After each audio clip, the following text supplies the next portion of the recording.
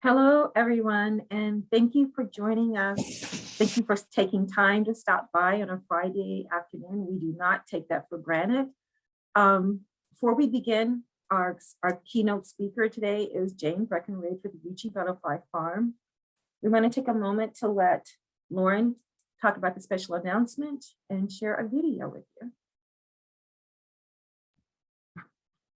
Yes, so we do have a special announcement for you guys. So I'm going to actually just go ahead and play the video right now. So I do believe that I can share my screen.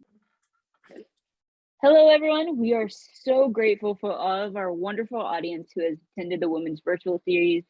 Thanks to your love and support, we have grown beyond what was imagined less than 1 year ago. About 1 year ago, we started OKIRP in 2013. But when COVID happened, we realized that we needed to pivot to a virtual connection because women require each other, we require a sisterhood. And the reason I started the Women's Series and the reason Sam and Lauren, were kind enough to join me is because I wanted women, especially in STEM, especially in agriculture, to just remember how wonderful they are. I'm a country kid, as all of you probably tired of hearing me say, and I just want rural people to just know how beautiful they are. STEM and agriculture to me are one, but this is an opportunity for me to show how agriculture connects the world. And so we wanted to thank you for spending your lunch hour with us every single month. We do not take that for granted. There's no way we could have done this without you guys. Seriously, you motivated us to get our website updated so that we could ensure that you had everything that you needed to not only connect with us, but our amazing speakers as well.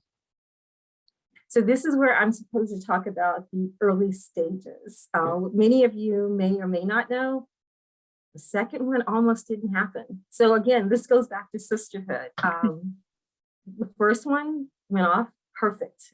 I mean, I could not have asked for a more ideal podcast, virtual networking, whatever you want to call it. But within 2 weeks later, the only people still standing on that team was me and Sam and Lauren. And so you can't do this with just the three of us.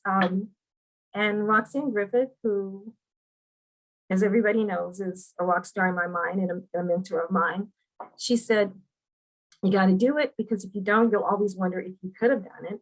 And I said, what if nobody shows up? And she said, if I'm not worried about it, why are you? I'll be your next speaker. And the rest is history. So a shout out to Roxanne. And as some of you may have noticed, as we've been growing, we've been making some small additions and changes in the last couple months, including starting to record some of the calls so that those who are either unable to join us, in addition to making them accessible for our rural as well as deaf and hard of hearing audience. We also launched this month our new newsletter. Many of you received it. If you haven't, you can still check it out online if you want to be added to it. But it's our one place to keep everyone up to date on the latest news from our team, as well as a link to past recordings and our guest speakers and some of their ongoing projects. So thanks to your support, we still have some big things planned, but we have shared in past calls. It is important to make sure you have the energy and capacity to do so. You got to practice what you say. So we decided as a team that we are going to take a break in the summer months, and we will return to our monthly calls in September. In the meantime, we plan to use the summer to develop some of those ideas and projects for the future. These include ways to interact with a network we're building through the series, as well as finding opportunities to support and uplift individuals and businesses run by women and minorities, as well as outline our next season for OKIRP. So when we return in September, as Sam mentioned, we will be joined by Katrina Leggings. She will be sharing her voice and experience with highlighting mental health awareness, as she herself is a professional counselor. We want you to take the time this summer to rejuvenate, think of ideas, email us, send something to the newsletter, and let us know of potential speakers or topics that interest you, because we can't exist without you. The last thing I want to say is Wow. Every time we do this, you guys make a little dream of mine come true. So thank you. As Lauren and Sam have both said, thank you for stopping in and taking the time to, just be a part of our world. But we really are here to serve you and to uplift women. And if you've tuned in at any time, we've told you this is the one place you get to shine, you get to take off the brakes, and we just love each other in all our glory. Perfection is not required. So we look forward to seeing you all in September, but hearing from you over the summer. And I can't say thank you enough. Thank you. Thank you. So just a few takeaways from the video. We are definitely going to ask that you keep a lookout for the newsletter. We'll be keeping you up to date on the new changes and our growth over the summer months until we return. So it's not that you won't hear from us throughout the summer, just the delivery is going to look a little different. Our September speaker is someone near and dear to my heart, but her name is Katrina Leggings. She is a mental health therapist, and she's going to be talking about the importance of mental health, especially as an entrepreneur. She herself is an entrepreneur. So we'll get lots of gems, as I like to call them, from her. So stay connected with us. Feel free to reach out to us individually or through the newsletter, where you can connect with us in the group, the website, basically whatever first idea comes to your mind in regards to how you want to reach out to us, website, email, text message, do so. And we will make sure that you have everything that you need. We continue to welcome suggestions and requests for future topics, but we just wanted to make sure that we provided you guys that insight at the beginning, so that you knew what was to come during these upcoming months. So I'm going to hand it back over. And yes, we look forward to today's speaker. So as usual, before we start, Leslie had to jump off to help her daughter. I mean, we are moms, wives, friends first, so she'll be back shortly. I kept telling Jane, there's nothing that she can do that we haven't already gone through, so just relax. Donna from the Greenwood Center, can you just give us a brief highlight of what we can expect over the summer from the Women's Business Center? Hello, everybody. Thank you so much. And thank you, Cher, for coming yesterday to the luncheon. It was great information for everyone that was there. So a couple of things I wanted to highlight. Coming up on June 3rd at the Broken Arrow Performing Arts Center, there's going to be a play called Deep Greenwood, The Hidden Truth of Black Wall Street. And that's going to feature Byron Cage and other R&B people. Tickets are available now, so it's at 7 o'clock on June 3rd. And then also we're going to be doing some things for Juneteenth in June. And so if you want to email me, I can send you info as I get it for the summer. But those are the two things right now that I know for sure that are happening. We're just going to try to register more women and get the name out about our Women's Center. Thank you. Thank you, Donna. And one of the things that we'll be doing over the summer, again, attaching it to our newsletter, we'll highlight activities and events that can serve women. Okay, with that being said, I want to tell you how I met Jane Breckenridge, because she has been gracious enough to put together a presentation, a little different than what we normally do, slides, pictures, everything. So I'm just going to tell you about how I met her, and then she will tell you about her organization. In every community, there is someone, sometimes a group of people that are gatekeepers. Jane and I had a friend by the name of John Blue, who is no longer with us, but Mr. Blue was extremely respected in Indian country. And so one day I got a phone call from him, and he said, Shar, which if Mr. Blue said Shar and he wanted you to do something, you just essentially did it. But he said, I want you to meet a woman who's a butterfly farmer. I said, what? Honestly, I'd never heard of such thing. And so immediately I reached out to the USDA, and Oklahoma's very, very proud USDA informed me that I was gullible and I would believe anything. And I was like, no, this is real. This is a butterfly farm. So at Tone at the time, they had not sponsored any butterfly farms in Oklahoma. And we had to go through Florida and California to find out how this was done. So we were running out of time. So Jane and I worked diligently to put together what's called the Rural Business Enterprise Grant. Grants are out there, they do exist, but as you're going to find out, they're not always as easy as we'd like for them to obtain. But that is literally how I met Jane. So I go to Bixby. I meet Mr. Blue at the gas station.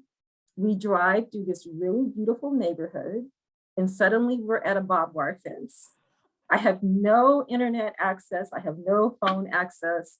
And I just had a Dateline moment. I was like, this is how people disappear. This is how you go somewhere you never found again. You can't see her house from the road.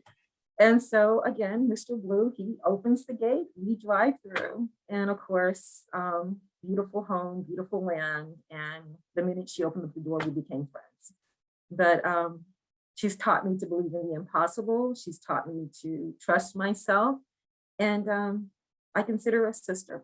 So without further ado, I will let Jane speak for herself.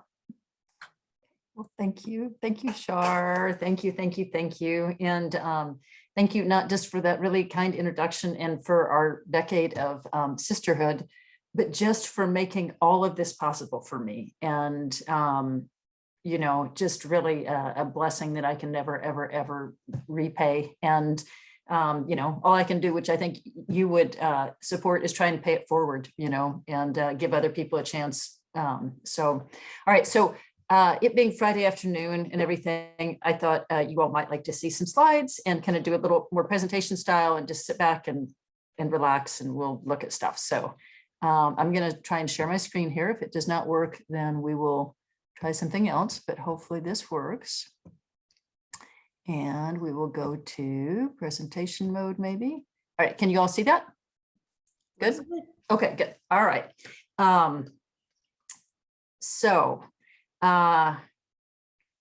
Euchee Butterfly Farm. This was kind of a crazy idea, maybe, and now it's a real thing. It is a real thing. Butterfly farming was always a real thing, and despite what the Oklahoma USDA was thinking when they heard that idea about Shar being gullible, ironically, the USDA is the federal agency that regulates butterfly farming and issues the permits and everything. And so it's funny that they thought that that was not a thing, because their own agency, they're the people that regulate it and inspect it. So butterfly farming is responsible for about 80 million pre-COVID, $80 million a year to the US economy through different channels. Some of that goes from just literally like we do with the butterfly farming. Some of that goes for with the butterflies that are going to release, the butterflies that are going to, releases at weddings and funerals and cancer survivor events, butterflies that are going to exhibits, like if you've ever been to Branson, to the butterfly house there, or our butterfly house at like the Tulsa State Fair, those sort of things, all over the country, all over the world, actually, they have those. And then the caterpillar kits, of course. So it goes in a lot of different directions, but yes, it is a real thing. So I'm a farmer. Some farmers raise cattle or hogs or whatever. I guess those are ranchers that raise cattle. But anyway, I'm just lucky because my agricultural product is really pretty and not as messy as raising big livestock. So so the farm, the Euchee Butterfly Farm, is located on my great-grandmother's original allotment that she got when she was 16 years old in 1899. It's been in our family, handed down mother-daughter since that time. I'm like, I think the 5th generation cumulatively to be farming on that land, the first to be farming butterflies. Her father, S.W. Brown, was born along the Trail of Tears during removal. He later went on to become chief of the Euchee tribe. All Euchees are enrolled under Creek Nation, even though we're a separate tribe with separate language. I'm also by blood Muskogee Creek as well. And I'm enrolled in Muskogee Creek Nation. When the allotments were being split off at that time to dissolve Indian Territory and make way for the state of Oklahoma, this was very controversial. Many of our Native people at that time felt like that deal should not be accepted. It was one more case of the broken treaties, having already been removed a couple times before. But S.W. Brown, Chief Brown, believed that that was going to be the best chance we had to hold on and preserve our language and culture, those little 160-acre plots. So he went out and he got all the Euchees on those rolls, because you had to be on the rolls to get those allotments. And so literally my great-grandmother, Neosho, and I knew her as a little girl before she passed, was driving the buggy, and he was riding shotgun. And when I say riding shotgun, he was literally in the other seat with a shotgun across his lap as they went out and got all those Euchee people on the rolls. So at great peril to themselves. But so this is just to give you a little bit of a perspective what this land means to us, and how, you know, just what it was, the cost, and just thinking about the removal from the homelands. Anyway, it's a very, very sacred place to us. Also quite beautiful. When I first started working with Shar and Lauren as well, this was kind of all that was there. It was beautiful, it was lovely, but this was all that was there. And so Shar somehow convinced me that the USDA, once they got past their shock, wanted to give me a fairly sizable check to make this butterfly farm happen. I'm like, Shar, this is insane. This cannot even really be true. But she convinced me, and I'm like, Shar, should we hire a grant writer? Because I've never written a grant. Nobody is going to understand your project and care about it like the way you do. So I had to teach myself how to write a grant. I had to actually get my mother to transfer that land over to me because it had not gone into me yet. So I actually was starting really pretty much with nothing except for what Shar told me that could possibly happen. But you know, now it's a reality. It is a reality, and it's beautiful. And it's really a testament to, I think, you know, if you are lucky enough, if the universe sends you in the direction of the right people and you're not afraid to work hard, you really can, dreams can really come true. So the farm today, there are 3 main buildings, plus a manufactured building. That was where we started out before we got our grant.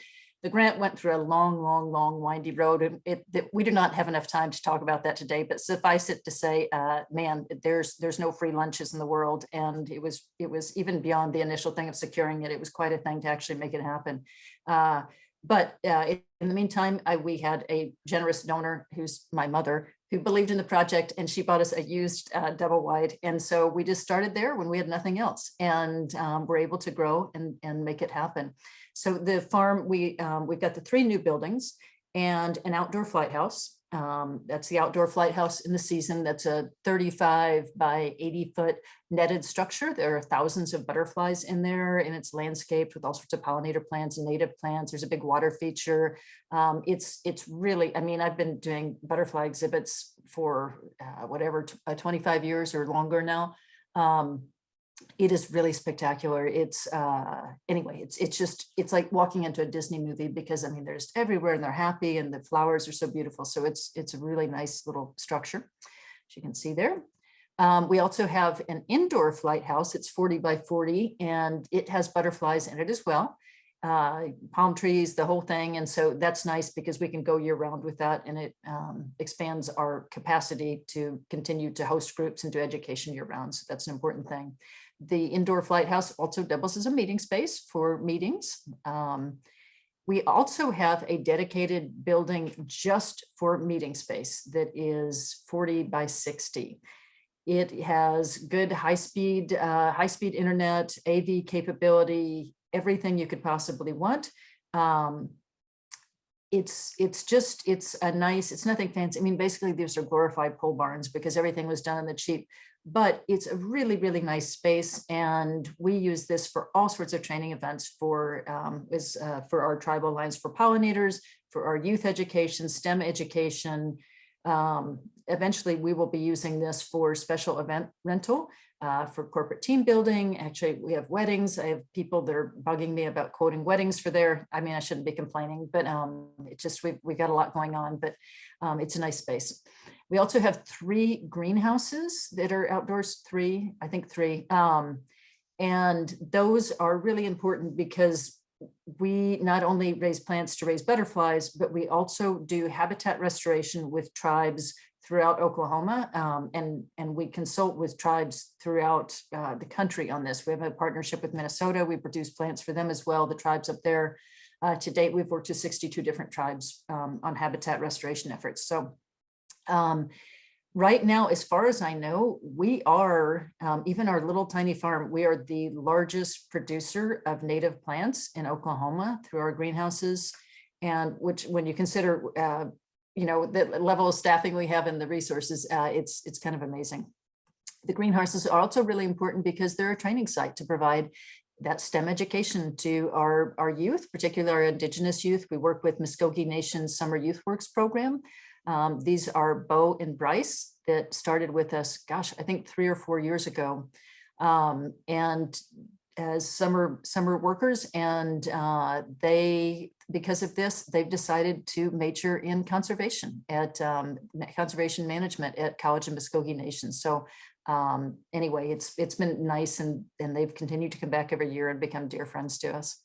We do have a lot of interns that come to us through the Muskogee Nation Youth Works program. Last summer, I think we had 12 of them. At least we started out with 12. We may have dropped a couple during the summer, but they were just amazing and wonderful. And we never try and approach this as free labor, although it is nice because the Muskogee Nation pays their salaries. But we really want to have this as an opportunity for them to grow and learn and have that first job experience. And, you know, as I said earlier in this, be able to pay it forward in terms of those opportunities, you know, and trying to connect them too with the land, the work that we're doing to restore the land and to build the sustainable employment.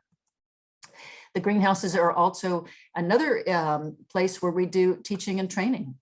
So with our training conferences for tribes on doing habitat restoration, sometimes they're indoors, sometimes they're in the greenhouse. A lot of times they're out in our native prairie. We're fortunate enough to have 13 acres of true native prairie. I think, as far as I know, it's the last true prairie remnant in Tulsa County. There's over 400 species of plants there. That's the estimate from the folks over at the Oklahoma Biological Survey at University of Oklahoma. For us, it's a living classroom, and the most powerful testament we can really have when we bring people in and we try and speak about the importance of habitat restoration, to be able, you can talk about it, and we do have the classroom situation to do that, but then to take them out and show them the beautiful diversity of species out there and how it's all working. It's just a really unique opportunity to be a living classroom, and also an intertribal facility, which we've felt was important as well. The other thing that we appreciate about our location in South Tulsa County is for a lot of the kids under other underserved communities, particularly with youth in North Tulsa, we're close enough that they can come out, spend the day, have an outdoor farm experience, a habitat experience, a nature experience, and then be able to easily travel back. So as I said, we produce an awful lot of native plants. Every year we produce about anywhere from 10 to 20,000 native milkweeds, and then another 10 to 20,000 of our beautiful native wildflowers. And those are all grown from locally collected seed. This is in our old building, our double wide, which was used Marine Corps barracks. And we got it at Sherlock Holmes down in Henrietta because we had no money. And my mother did this for me because the grant got tied up, and we were determined that this thing was going to go forward come hell or high water. And so she got us this little thing. And I always joke, it's our 6-bedroom lab.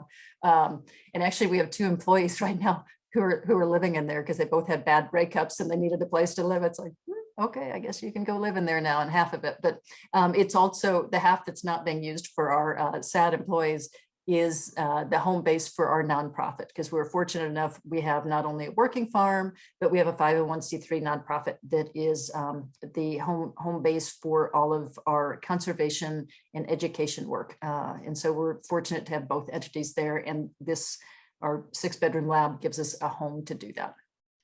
Before we had our real buildings, we did all of our training workshops in our old thing. And I think the most crowded we ever had, and this thing is really small, it was a rainy day, and all of a sudden it was, I think, like 45 or 50 people and that showed up. And it's like, okay, we're just going to do this. And so we did it. And that was good. So before I became a full-time butterfly farmer, I had a 30-year career in publishing.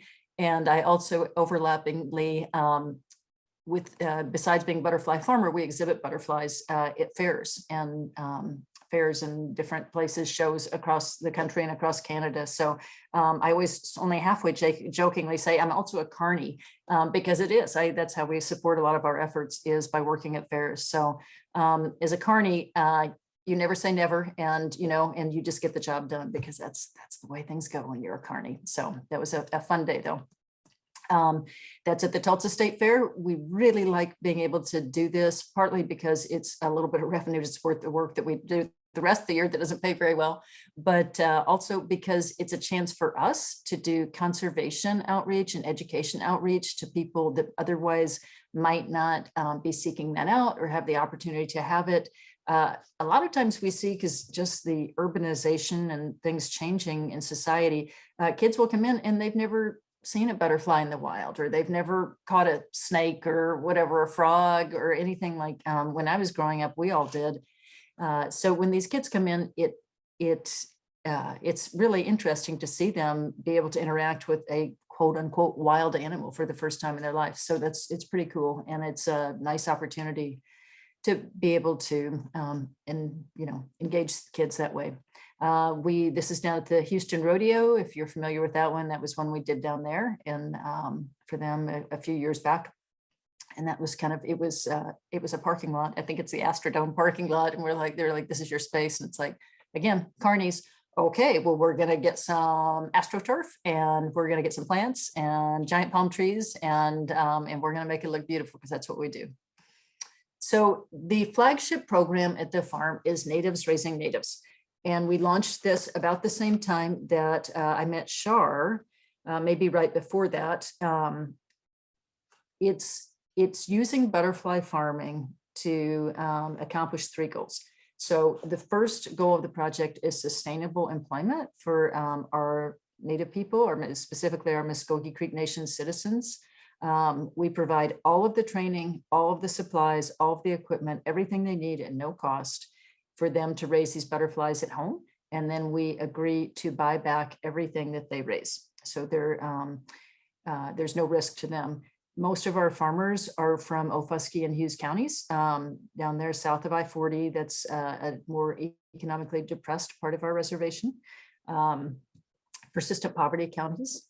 And primarily, again, kind of the Wetumpka, Wilitka greater area, or whatever you want to call it. But so some people live in Wetumpka, a lot of them live just outside of that. But and what we've seen through the program is that a lot of people who are participating have a lot of challenges. And so, whether it's economics or physical disabilities, other sort of disabilities, they're under tough straits because their grandparents raising grandkids, because daughters in jail, a lot of challenges. But this has been for them, the feedback we consistently hear from them, it has been such a positive, particularly during these dark times the last couple of years with COVID, and when things just felt pretty darn bleak, a lot of bad stuff going on.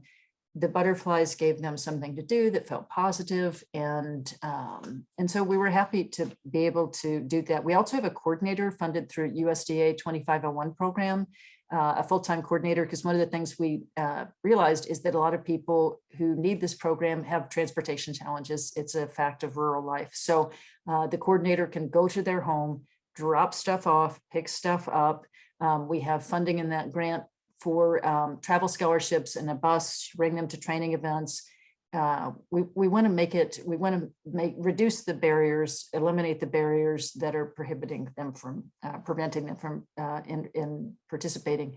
Right now, I think we've got officially 91 farmers signed up. We've got a waiting list. We ran into a little bit of a snag with COVID because, for obvious reasons, but it's getting back online now. We're actually having a training session tomorrow. And so anyway, we're very happy with that. Those are some of our farmers down in Wetumpka. They were excited. That was their first check they got. And so this was very cool. And Kaliko, who's Kaliko Herod, she's a veteran. Her husband, Ryan Herod, who's the chair of the Wetumpka Indian community, is also a veteran. And for those kids, they were so excited because they had those kids take over the butterfly farming. And then they got their money. So it was for them the first time they'd have a part-time job. And their parents have a like really, really good work ethic, being like ex-Marines and ex-Navy. And so for them, they're like, kids, you're in charge of these. And with that money, you can have half and you're going to save half. So it's been nice. They've been wonderful partners, and they've been participating for several years now, 4 years, 5 years, I don't even know. And there they are working there. And it's, it's so this, which kind of brings me to the second goal of the project, which is to provide a hands-on science learning opportunity for youth. And a lot of these kids, maybe they don't like science, they don't like textbooks, they don't even know that they like this kind of thing, but they get involved with raising the butterflies. And it's just really cool to see how they take off and learn with it. And not just, biology, but they're growing the plants, they're learning about the migration, they're learning math, they're learning science. It's been a wonderful opportunity for them, the kids participating in it, and then also for caterpillars raised in the program or butterflies raised in the program to be able to take those out in the community and provide STEM education out there to other kids in the community, particularly those underserved communities that so often don't get this kind of enrichment curriculum. Everybody loves caterpillars, anyway, there they are. So the third goal of the project is to raise awareness of the need to conserve, protect, and restore the habitats that support these threatened species of butterflies and pollinators. And for us, the butterflies raised in the program are the most powerful ambassador for that, because you can talk about threats to its extinction, blah, blah, blah. People kind of tune it out. But when they're in one of these exhibits and they're looking at these beautiful species of native butterflies, and you can explain that that these may be gone from the face of the planet forever in 10 years if we don't get busy and do what needs to be done, then all of a sudden it really changes things for people. And so for us, they are the most powerful ambassadors we have to get people motivated to do the conservation work. They're also great ambassadors for Muskogee Nation, kind of busting stereotypes. There's those stereotypes about Indians, teepees, tobacco, gambling, casinos. Well, we're also butterfly farmers and excellent stewards of the land. So, again, they're going forth in the world as ambassadors. Those are our summer youth. Last summer out there doing some of that habitat restoration work and having a really good time with it. And that's the prairie at the farm that I was saying. That's the goal, is when we are restoring lands, our goal is to make everything as supportive of wildlife and as beautiful as our true original native prairie. And so we always have that as a guideline and a lodestar and guiding light to show us what it's supposed to be like when it's done. So, and we can share that with others as well. Those are butterflies at the farm. Those are, what the goal, that's our bone set, which is one of our plants, and that's at the farm as well. Just thinking about, again, the kind of plants support all these threatened species, and they're usually native plants. So we got involved with monarch work after the monarch population totally crashed, and Oklahoma's been really an important role to play in that. Oklahoma also, as most people know, has 39 federally recognized tribes. So when the monarch population crashed, the tribes were ready and willing and able to step up to do their part. We put together a coalition of 7 tribes, along with Monarch Watch at University of Kansas and the Euchee Butterfly Farm, to commit to a 3-year-long project that then grew and grew and grew to not only restore monarch habitat, but to build the capacity for that work. So over the course of it, we had the 350 acres of habitat restored, 50,000 milkweed plug plants were planted back of native milkweeds in tribal lands, 30,000 native nectar plants were grown out by the tribes from wild collected seed and then planted back on their lands to support pollinators and monarchs. And then 154 native plant species were put in the seed bank. And there was not a native plant seed bank really to speak of in Oklahoma. Some of the tribes had like cultural plants. So that seed bank has continued on, and now we have 225 species of native plants in that seed bank. It is the largest native plant seed bank in the state of Oklahoma, and it's free for any tribe or tribal member to use. And anyway, so we're very proud of that. Pollinators, as we all know, they're in a lot of trouble, which threatens not just these ecosystems, but really literally our food supply. So with everything that's going on with that. So knowing as pollinators continue to decline and how popular the program had been for the tribes of the monarchs, we launched a new, bigger organization, Tribal Alliance for Pollinators.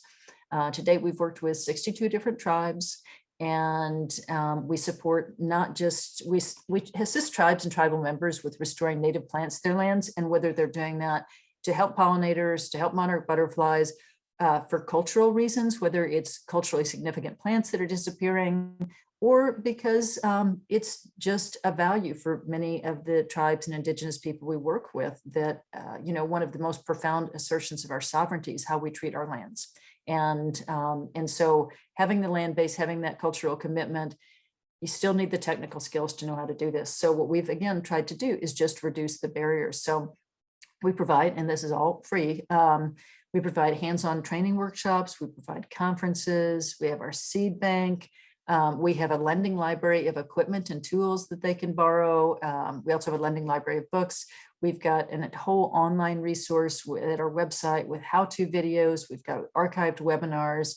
We've tried to think about every single reason why this work wasn't happening, and then create it. And so that's based, Tribal Alliance for Pollinators is based at our nonprofit, which is the Learning Center at the Euchee Butterfly Farm. So anyway, we're just, we're really, really happy with how it's going.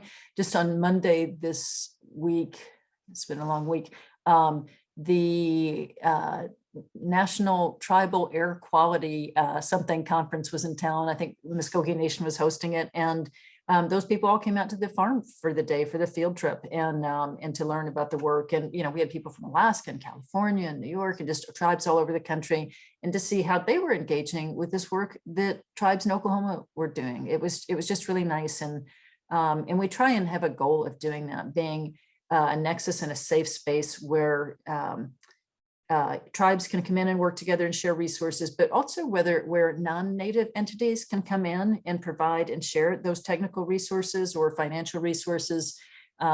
So, you know, there's a lot of bad history, obviously, between a lot of the tribes and the federal agencies. We don't need to dive into that, but, you know, with people can come into the space that's, you know, on native held land and engage. And so, you know, the USDA can come in and do a presentation about integrated pest management, and there'll be 30 or 40 tribes represented. And it's a nice, safe, neutral space. Same thing with PhDs from the universities. They can come in and they can do a presentation. And, you know, they might not go and see all the little tribes, you know, but they will come in and make the trip here because they're going to be presenting to 30 or 40 tribes. And then after a classroom style presentation, then we go out in the field and we're in the prairie and in the restoration plots that we other ones, and out, you know, doing field sessions, and they're all done in one contained place. So it's a unique setup, and anyway, we really like it. So with TAP, it's also a vehicle for, again, engaging the youth. Every time we do a planting, every time we do this restoration work, we get the youth involved, because A, it's good STEM learning, B, it's good to get outside, and C, you know, they're the future stewards of the land. And so we want to make sure they know early on, you know, that not only do you want to save the land, but yes, this is how you do it hands-on, because so many of those skills have been kind of lost over the years, and some of them are new because we have never seen the plants and the species disappearing like they are now. It's also, the work is also all the work at the farm is also a vehicle for language preservation. These are the folks from the Euchee Language Project. They're over here. They were here that day helping to transplant milkweed, and they're doing it all in Euchee. So to bring them in, to have that as a language exercise, to build new vocabulary because you're doing tasks you wouldn't normally do, it's a pretty cool thing. And that little fellow, Ashtale, he's actually, because this picture is a few years old, he's about 5 now. He and his sister are some of our first language Euchee speakers in almost 100 years. Their father and their grandfather and their mother have only ever spoken Euchee language to them since they were born.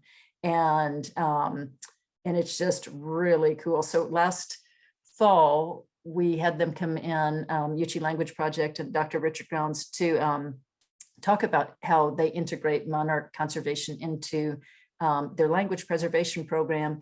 And so the little kids, Nahale and Ashtale, they did a presentation in Euchee about monarchs. Oh my goodness, they were so cute. Anyway, there wasn't a dry eye in the place. And they were explaining about the monarchs and the migration, and the little girl read a book in Euchee about the monarch. I think it was The Very Hungry Caterpillar, and just thinking how far we've come from, just, it wasn't very many years back where people were being beaten at the boarding schools for speaking their languages. And now we've got, these beautiful kids being first language speakers again. So pretty cool. And having the farm there as an intertribal space is a great vehicle for that. That's Blaine Stacy from Oklahoma Department of Conservation out there doing a field session on plant identification of non-natives, and again, a nice opportunity to engage with multiple tribes. And the gentleman on the right in the ball caps, they're from the Muskogee Nation Reintegration Department, and that's our agency for the tribe, and it's a sizable agency that helps our citizens that are coming out of prison transition back to a healthy, productive life. So so they came, and for them, doing the native plant restoration, that fits into their mission of providing health and wellness to these people who are transitioning out of prison. And also they've got a sizable campus with housing and training facilities, is about trying to think about those as being more pollinator friendly and restoring the native plants back to that thing. So place as well. And there they are, studying that with Blaine. That's field session. That's Dr. Chip Taylor from Monarch Watch, leading a field session up at the Seneca Cayuga lands, again, learning how to do field identification for seed collection.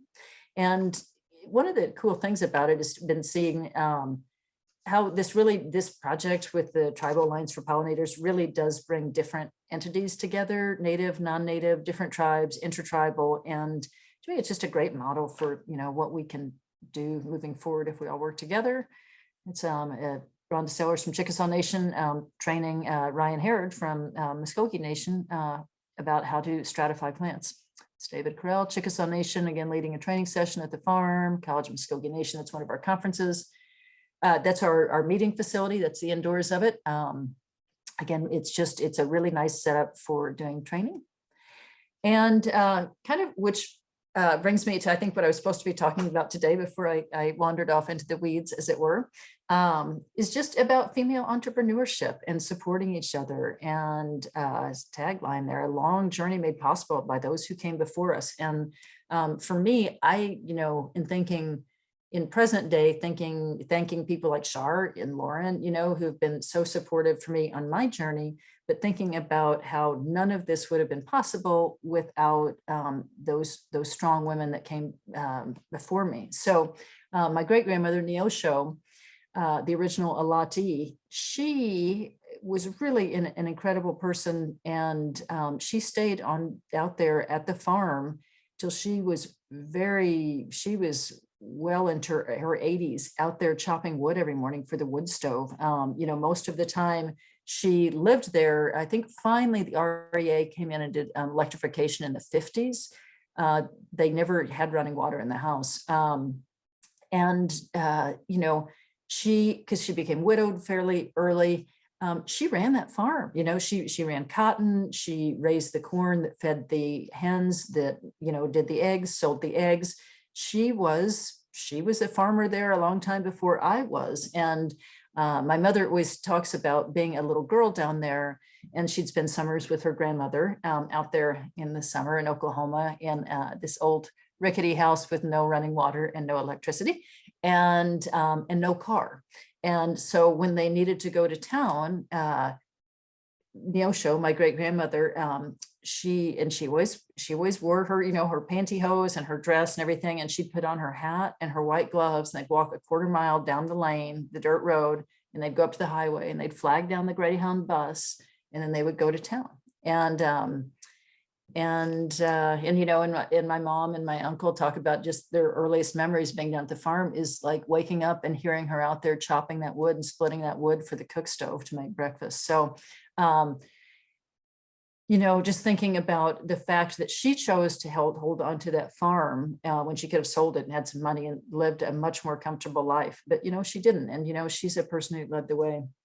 One of the other people that really was a huge role model for me in trying to think of what was possible was my grandmother, Maxine, who was born in 1915 down on that allotment in a log cabin.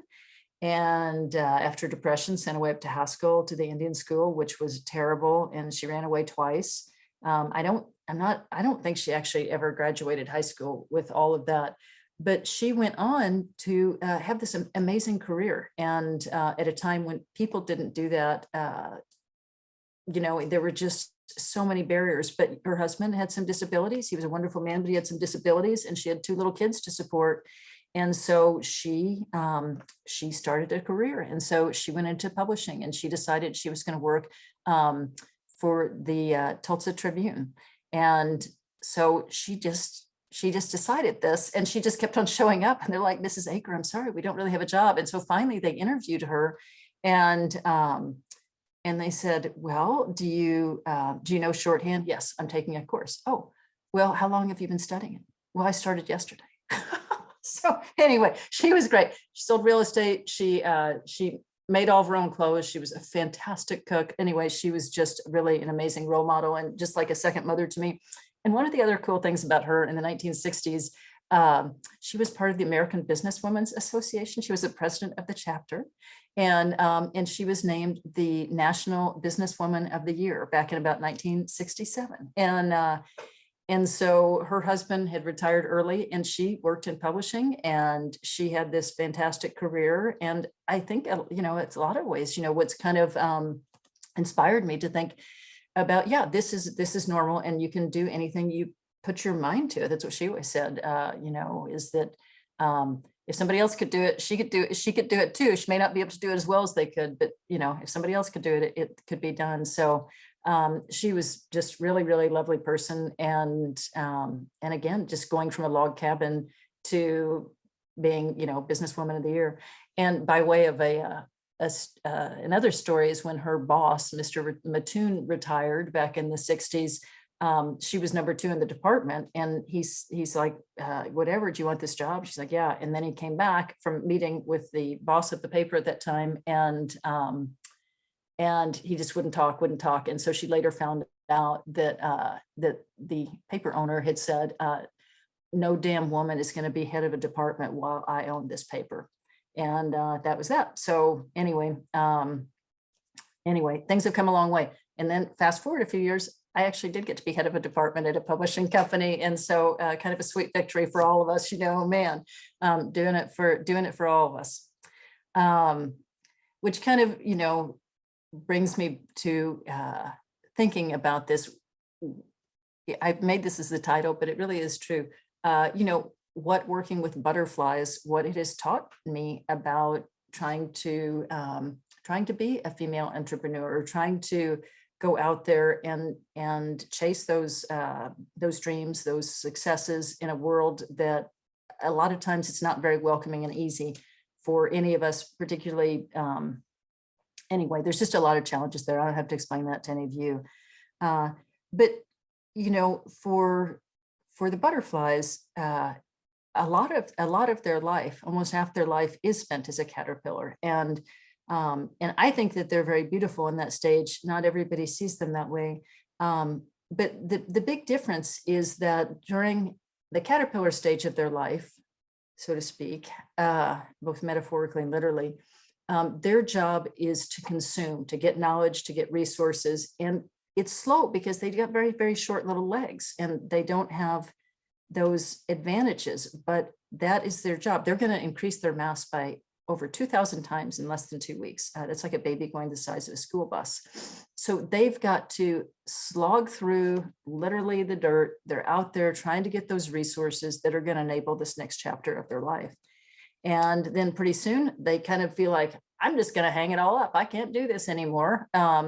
And, you know, the seeds of greatness are going to be there. And just to let them be in there, let all of that accumulated resources do its magic.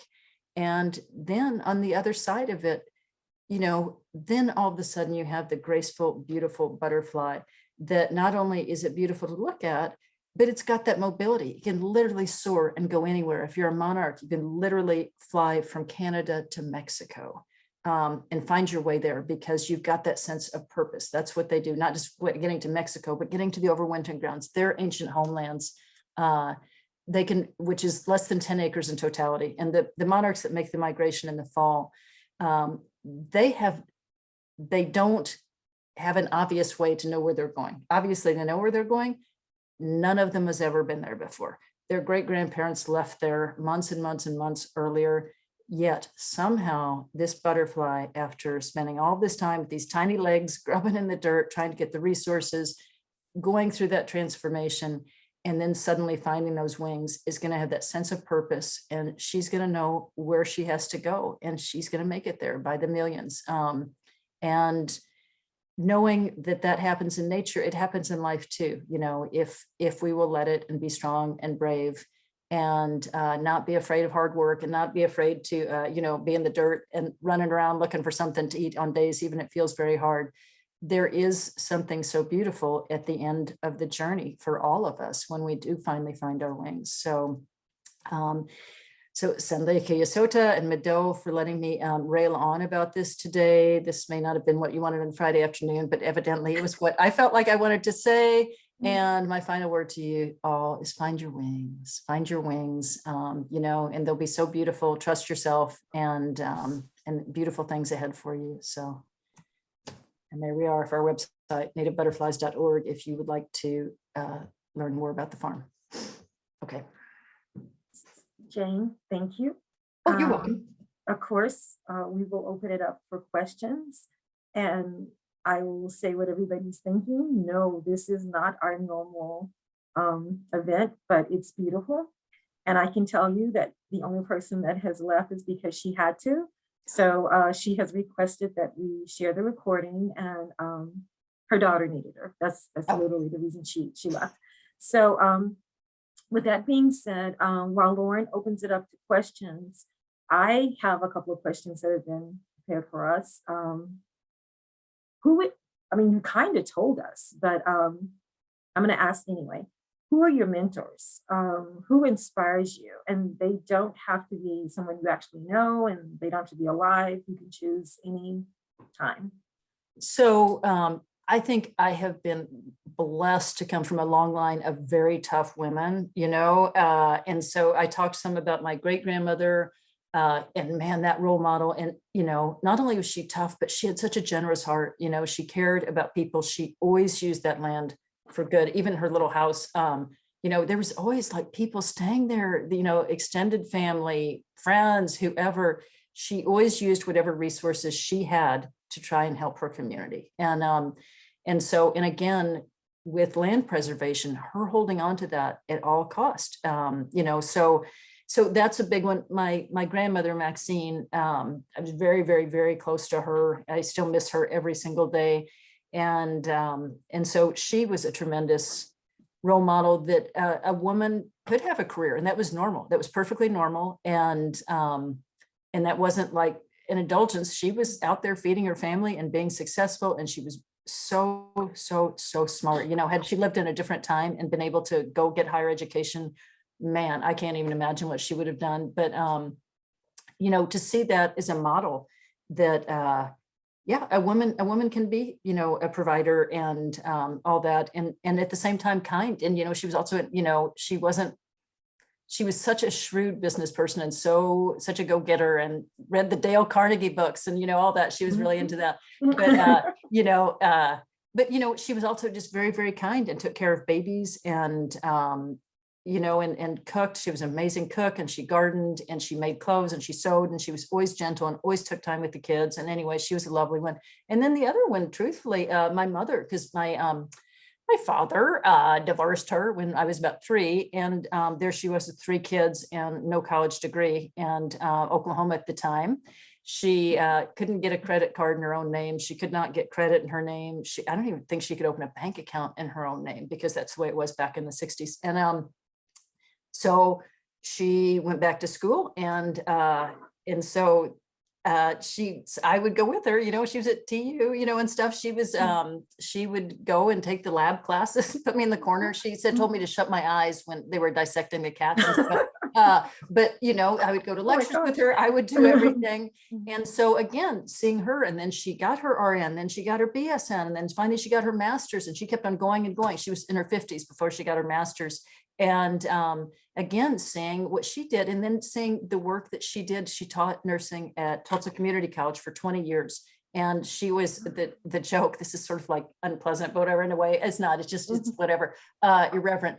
They said they got their students death, divorce, and desertion, the 3 Ds. And that's why women, and then later men too, ended up in that nursing program. So they had people who were very desperate. And man, they made nurses out of them.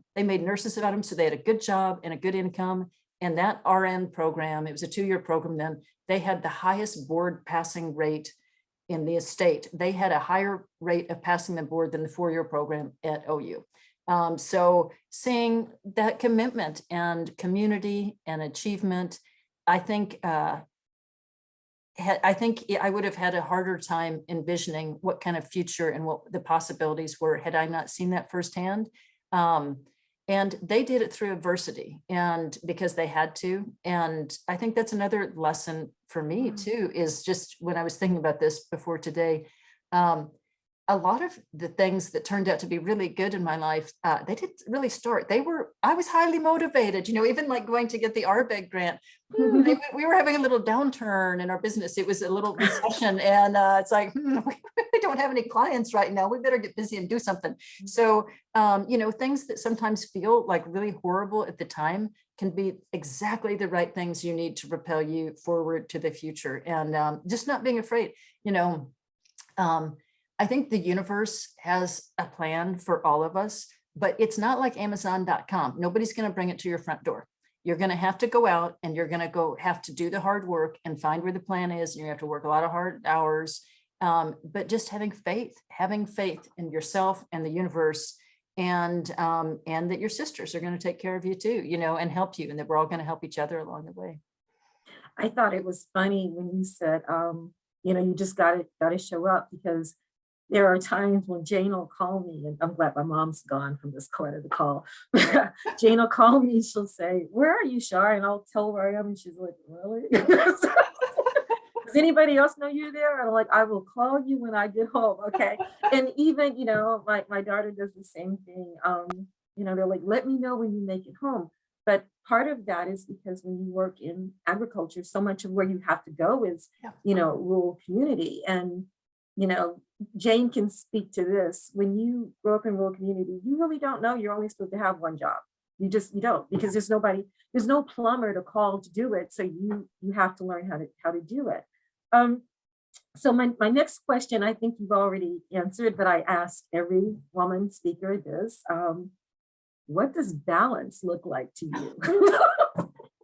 That's a work in progress, Yeah. So, I will say, okay, so your timing is kind of interesting on that, because that's something that I am really trying to figure out right now. So getting this whole thing launched, getting the Euchee Butterfly Farm launched, getting the Tribal Alliance for Pollinators launched, getting Natives Raising Natives launched, getting all of that up and running, while also taking care of my mother, who's in pretty poor health, and I'm her daily caregiver. And I'm not only her daily caregiver, but now her twin brother and her 86-year-old husband. So I basically run a small nursing home in addition to everything else. So, to make this all happen, it was just years of 80-hour work weeks, and I am not complaining because I am just the luckiest person ever. I get to do this work. But during kind of COVID, I kind of realized, you know what, I kind of need to slow down and think about balance and what does that mean? Because burnout is a thing. It sounds like such a cop-out thing, but I kind of think burnout may be a deal. So so I don't really know what balance looks like. I'll tell you when I find it. Okay. Know it when I see it. I'll know it when I see it. And with everything that she's mentioned, and I know Melissa's on this call too, part of what our next chapter for OKIRP looks like, part of the next chapter of what, you know, Jane and Lauren and Sam, who couldn't be with us today because she's actually accepting an award. And then Melissa is, you know, our next chapter. One of the things that we get to talk about on our calls is that to be a multiracial woman in today's society has left us with a lot of responsibility. You know, one of the things I talk about all the time with Jane and Melissa is that, yes, people get to see the beautiful butterflies, they get to see the beautiful farm, but they don't realize that we are all up at 5:30 in the morning doing, you know, more than one job. And she's right, we don't get to complain. I am actually at my office on OSU, Tulsa's campus, because I don't have technology in Broken Arrow. And as I was complaining about that the last couple of days to Sam and Lauren, I realized that Kanan, who is the president of OKIRP, doesn't have water in Stillwell, Oklahoma. So we live in a first world country, but we are still dealing with third world problems. So unfortunately, we don't get the option to just find balance and rest and do nothing. Although I am looking forward to that day. I am. I'm not ashamed to admit it. See, they're all the ones with the conscious. Char's the one that says, I'm looking forward to the day when I do nothing. I really am. And nobody believes I can do it, but I'm going to prove you wrong. Are there any other questions that we have for Jane? Because if not, I want to say thank you for, you know, being on this journey. Please keep in touch over the summer, and thank you. Sometimes there's just no other word. Thank you, thank you, thank you. Thank you for everything. And thank you, everybody who tuned in today. And appreciate you spending your lunch hour with us. And thank you for hearing me out and being so patient. And I hope you have a very good weekend and find some balance and find your wings. If you've not found them yet, hopefully you already have. But if you haven't, keep that faith because it's going to happen. And to those of you that are moms, happy Mother's Day weekend. Totally forgot about that until just now. But again, I cannot wait to see where we are a year from now. Yeah, I didn't even start talking about like the new project. That's a whole nother hour to talk about everything that we're doing with the book and the food and the everything. That's another You'll be back. hour. You'll be back. Yes, you'll be back. So, with that said, Lauren, I'll turn it back over to you. Okay, well, yes, like she said, we wanted to thank everyone for just being on this journey with us. Like, as Jane said, find your wings. And I feel like I'm in a cocoon stage right now. Yeah. And my wings are forming, but I know that this has been a part of our journey where we have found our wings. I feel like one of the lucky parts about this journey called life is that for us, we may go through continuous cycles where we go back and forth between cocoon and wings, and I'm maybe on cycle 3, it's fine. But I do want to thank you for just sharing your gift and just who you are with all of us. And also want to take time to, again, just remind you guys, we will be back in the fall, you know, with Katrina Legging. She'll be highlighting mental health awareness and the ways that you can stay connected with us and up to date with everything that OKIRP is doing is really going to be through our newsletter. So you can sign up through the website. And we always ask if you're willing to just share with your network and your friends and your family so that we can continue to grow this support system that has developed in ways that I think none of us thought. It exceeded all of our expectations. But we would love to just continue to grow and evolve that so that we can continue pouring into each other as we all pour out into our other areas of life. So thank you again for joining us, and lots of affirmation and positive words in the chat for you right now, Jane. But thank you guys for joining us, and we look forward to seeing you guys in the fall.